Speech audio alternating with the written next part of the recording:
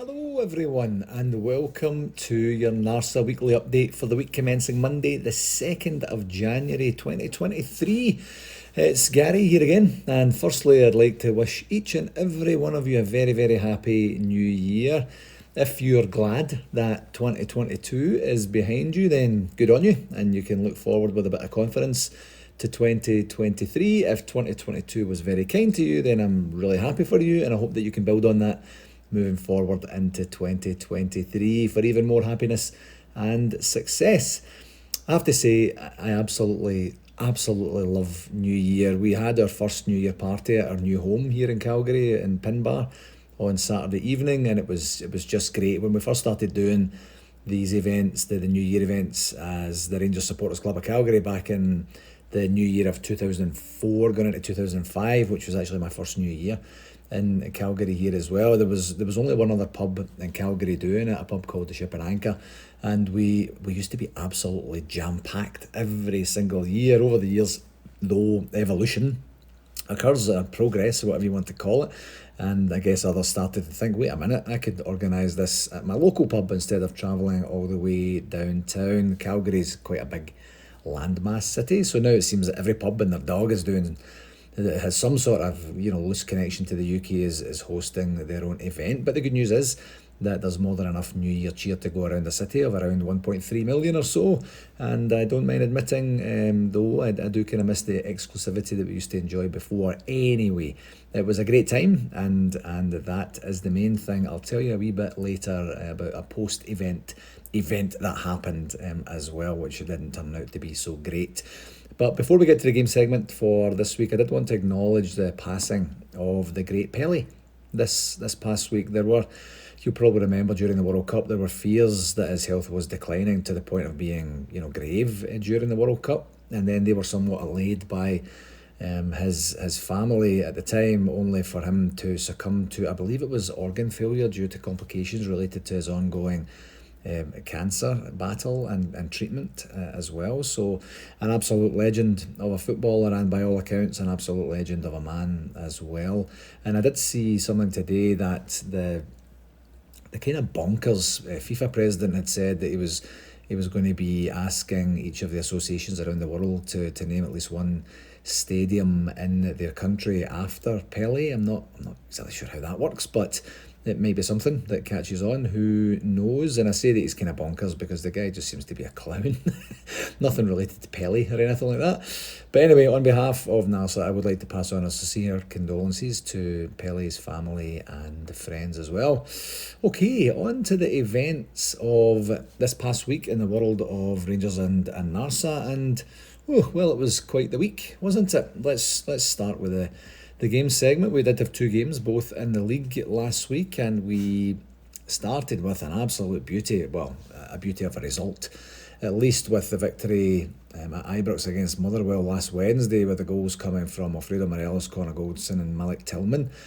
But this particular game was a bit of a weird one for me, because I thought the game was kind of rotten, to be honest. I thought we didn't play well at all. But if you were going to watch some sort of highlight reel of the game, of the goals at the very least, you'd see three brilliant goals. I thought the goals were tremendous. The first goal gave us a glimpse of what an informed Borna Barisic can do for our team. That cross in for Alfie to smash home was just simply world class. There's no one else that can do that in Scottish football.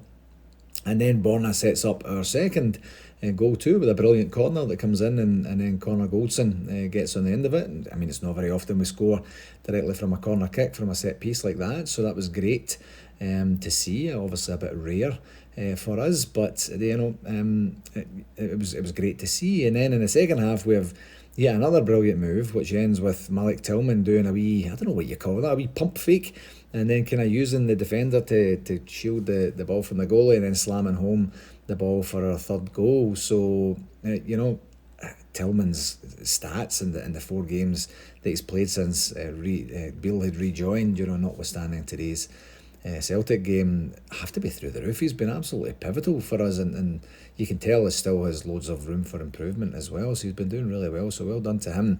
The rest of the game for me was a wee bit huff and puff, with long periods of just dullness, to be dead honest, and to be fair, Motherwell really Motherwell games really give us kind of out and out entertainment, and they just kind of try to contain us most of the time. And they did have periods in the game where they did catch us out in defence and gave Alan McGregor some shaky moments, but all in all, it had a feeling of kind of routine for us, didn't it? Which is great. The one main thing from the game really was just the passing, and I'll talk a wee bit more about that when we get to the Old Firm game as well.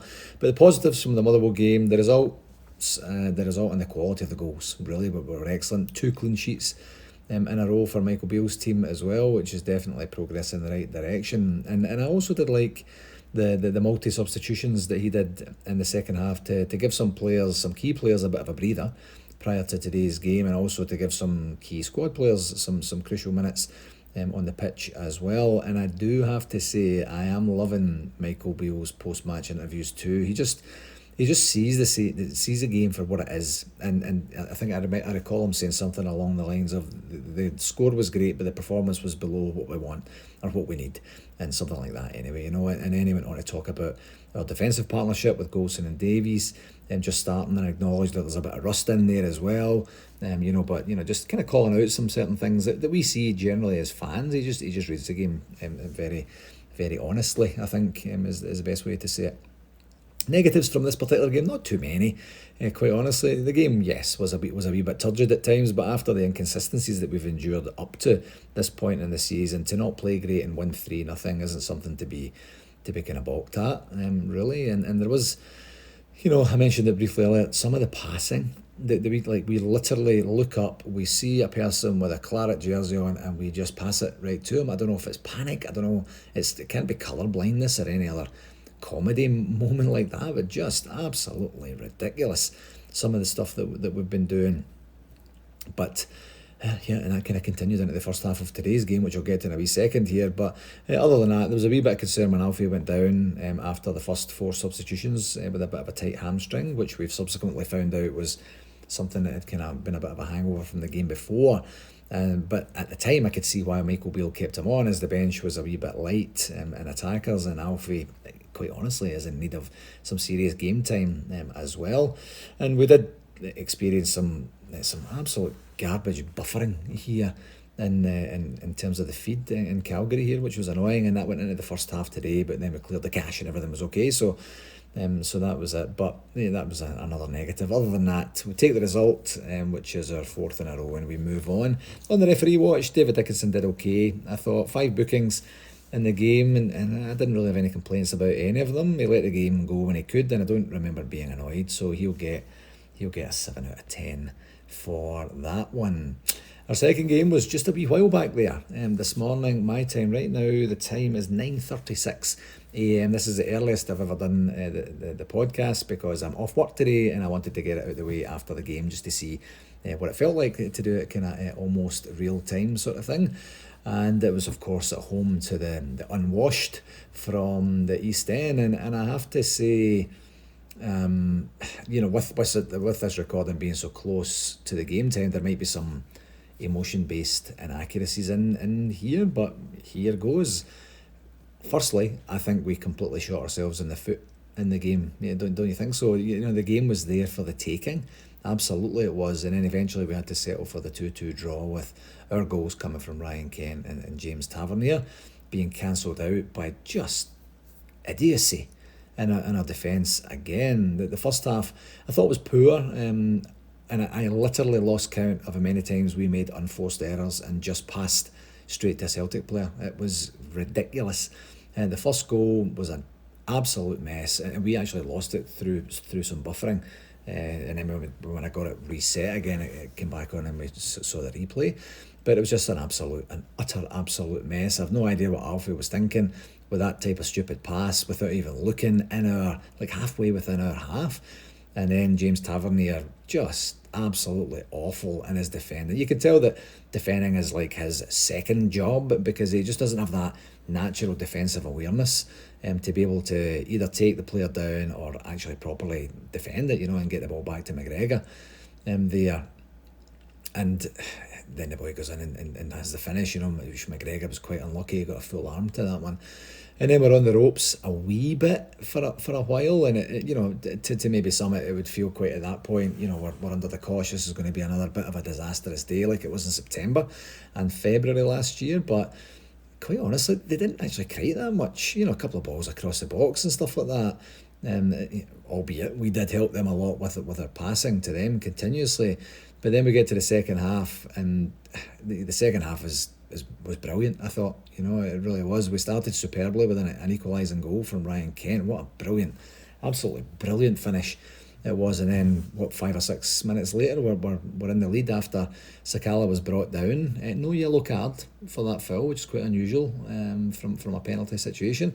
And then Tav makes up for his early mistake by superbly rifling home. I mean, it was just a world-class penalty, wasn't it? Just nobody saves those. And not many people can take those in high-pressure situations, so kudos to Tav for that.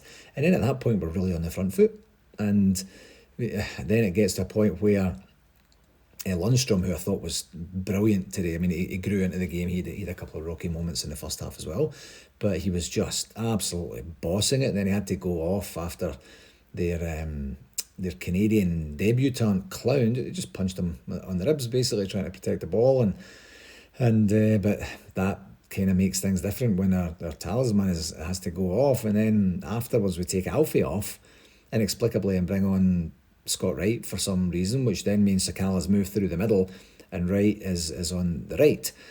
And I just thought that was strange that Michael Beale would change up something that was working so well for us, because Sakala was having so much space and so much endeavour and joy actually on the right hand side.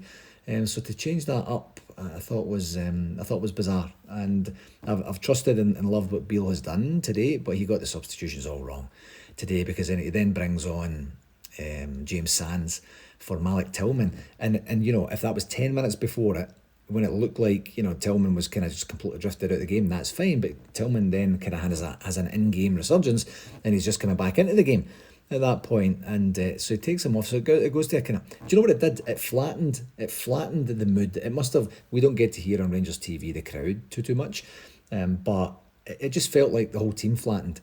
When you bring on these substitutions, and then towards the end of the game they have an attack that we've had. I haven't seen it back too many times, but we've had at least 3 blatant opportunities to clear the ball out, put the guy out, like whatever it is, and we didn't take any one of them. And then the ball luckily breaks in the box to their player, who slams it home in the 88th minute. Now remember what I said, was it last week or the week before, about the amount of goals that they've scored at the end of games to win games, and that was 10 points worth up to today. So today's, I guess you could say, 11 points worth, and we're 9 points behind. I mean, this is material stuff, and despite them having the stats told me that they had 61% of the possession, that was only their second shot on target, and yep, you guessed it, their second goal.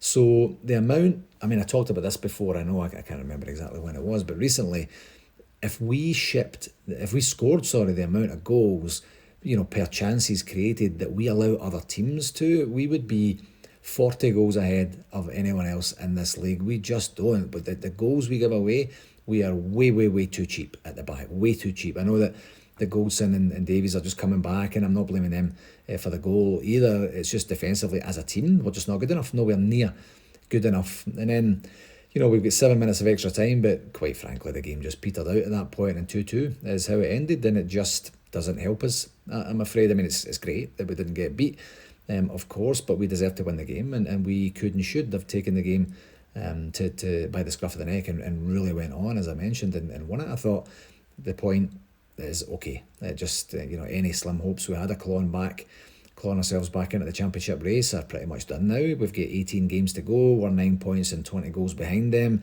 And not because they're infinitely better than us all over the pitch or anything like that. It's just because they know how to win, or they know how not to get beat, as was the case today. So, positives, we didn't get drubbed, I guess, and we didn't even look close to that type and style of capitulation today, which was great. I mean, that's a big improvement, and we proved that we're a match for them, and that's a good thing. Mostly everyone gave a good account of themselves, and at least we got something from the game. I guess that's a positive. The negatives, we had the game there for the taking, didn't we? And it seemed, and then we just seemed to think that we could just go more defensive for the last, 15, 20, 25 minutes, whatever it was, against the champions who have a track record of scoring late. It just didn't make any sense. We've got Scott Arfield, we've got Tony Goals, we've got Kamar Roof on the bench, and we decided it would be better to bring on Scott Wright and James Sands, which was just completely uninspiring on every single level, quite frankly, and nothing against the guys at all. I'm sure both guys are good guys, and they're just not good enough for Rangers, and certainly not in big games like this. Now, I'm not blaming them for the fact that we never won the game. Don't get me wrong. I mean, the manager made the substitutions. The manager tells them what to do when they go on, and they're trying to follow through. Wright didn't do anything when he came on, and Sands had a chance to shoot at some point and then ended up passing it straight to them, making a mess of it. I think the crowd were on his back, from what I've read online as well, and that's not fair. That's not fair on him, to put him in that position. Either. I think Beale got it wrong, and that's the first time we've had a chance to say that after 5 games. So maybe that's okay, but I think he'll look back, at this game and lament the fact that he made the subs that he did. I mean, he sees more than we do. I get that. He understands and knows and feels what the players are going through on the pitch, and maybe some of this stuff is pre-agreed, but uninspiring to watch it 4,000 miles away, uninspiring for the fans in the stadium, and then it just gave them the opportunity to come back in and ruin the day for us. Anyway, on the referee watch, John Beaton just isn't a good referee, is he? He let things go way too much in the beginning for them, which gave them the licence to get more and more blatant in their attempts to stop us as we were trying to mount attacks and move forward. He then waits until, injury time at the end of the game to start brandishing yellow cards and 2 yellow cards. He could have done that a lot earlier. He got the penalty right, which was good. Took his time on it, and then got the call right. And then thankfully VAR didn't do anything stupid with the 2 incidents that they were reviewing with Connor Goldson and apparent handballs. So at least that's something. But he could have got more control. And how many times is that clown Alistair Johnson, their new Canadian guy, going to do a foul throw? I mean, the boy, the rules in Canada, by the way, folks, I can tell you right now, are the exact same as the rules in Scotland. We don't get away with foul throws here, and he must have done, I don't know, five, six, half a dozen, something like that. I know 6 is half a dozen, by the way. But just bizarre the referee wouldn't call that sort of stuff back. And anyway, Beaton's a clown. He's a bad referee. He gets a 4 out of 10 for this one. On the games for this week, we've got just the one game this week, and it's away in the league to Dundee United, who are still languishing down at the bottom of the table. And if it weren't for Ross County making tanking a wee bit really of late, United would be at the bottom, and I have to admit that other than obviously Celtic, I can't think of a nicer team to be at the bottom of the league. I just still cannot stand that team at all, and this is almost the beginning. This is the beginning of a League and Cup month with the semi-final the following week, and then not too long after the Scottish Cup kicks in as well. So it's going to be nice. It's going to be a month that we're going to remember, and we've got an opportunity to make it good, certainly in the cups anyway. So it is nice to have a wee bit of a break in different competitions coming up for us, and it's a wee bit different this year to this point in the past few years for us, of course, because usually we've had European football to look forward to around this time, but it's been strange just kind of having the league game after league game after league game after league game. And that, of course, that's not how we wanted it to go, but it does give us a wee chance to concentrate on a wee bit more domestic resurgence if we can. And now we're at the halfway stage of the season. I'll start to bring in the what happened the last time we played them segment. So here goes. The last time that we played Dundee United was a tight 2-1 victory back in mid-September, and courtesy of a double from Tony Goals on his birthday, actually, no less. So that was good. And this was also Charlie McCann's first team debut too. You might remember that. So another result like that will be good to continue our stranglehold on second place now, unfortunately. And who knows, we might have a new face or two in for this one, as Beale made a point today of mentioning that the fact that we're looking for a couple of players to come in, and he also did make a point of mentioning that the injured players that were out as well, who still have to come back over the next wee while. And while that's kind of comforting to know that we do have strength coming back, it kind of doesn't help us immediately right now, In terms of RTV, I didn't hear anything today or Wednesday that was bad. So if anyone's having any issues, please get in touch and we'll get you organised.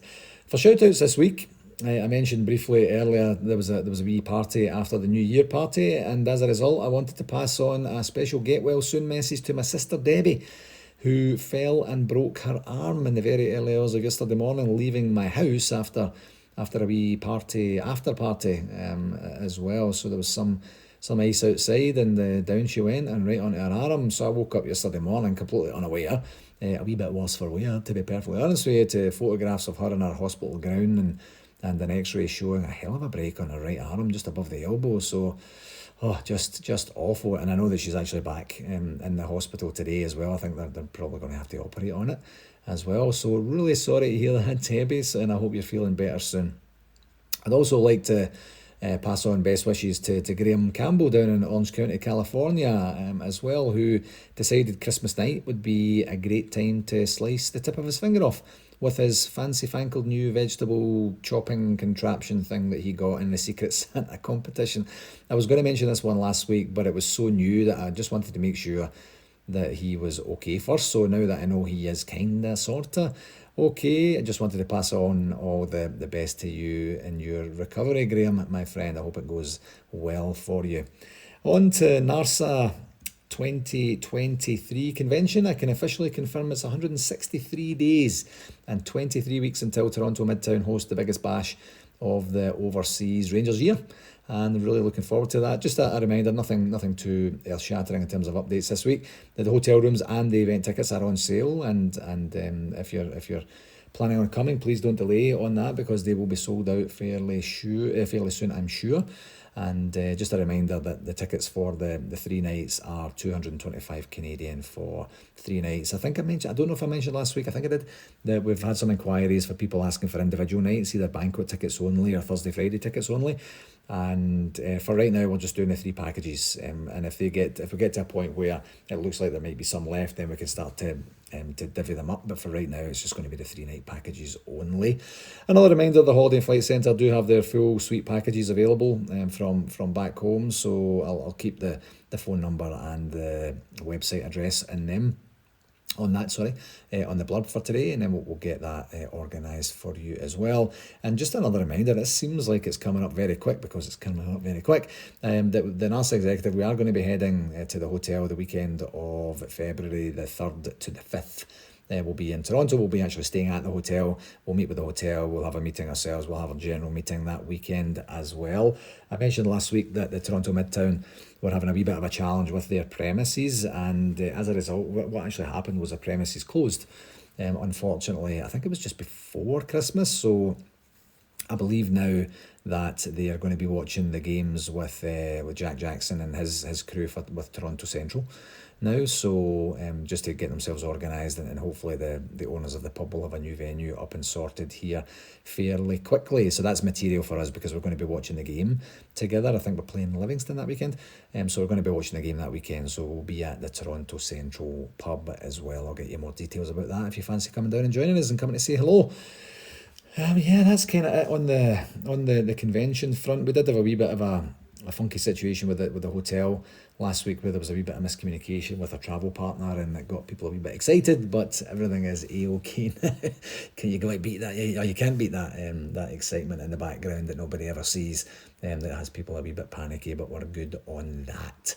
On the communication front, for this past week, just the one thing that I wanted to mention, you might remember, for regular listeners, quite some time ago, that we were going to be doing a competition for 2 tickets for the Captain's Dinner. Now, the Captain's Dinner is actually now this Thursday and Friday. Boy, oh boy, it seemed to be, it was months and months and months ago when we started talking about that. Now, what I just realised today, or I guess it was this past week, quite honestly, was that we didn't do the competition.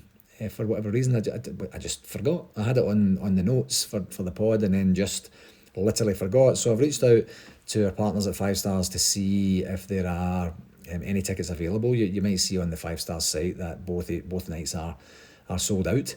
and that's a great thing for them. But sold out doesn't typically mean that there's no tickets left. So we will find out tomorrow if there are a couple of tickets left, and if there are, we'll get the competition going tomorrow. And if not, please accept my apologies for that. That was just my bad. I have no idea how I managed to let that happen and slip by after their kindness and generosity to give us two for either one of the nights.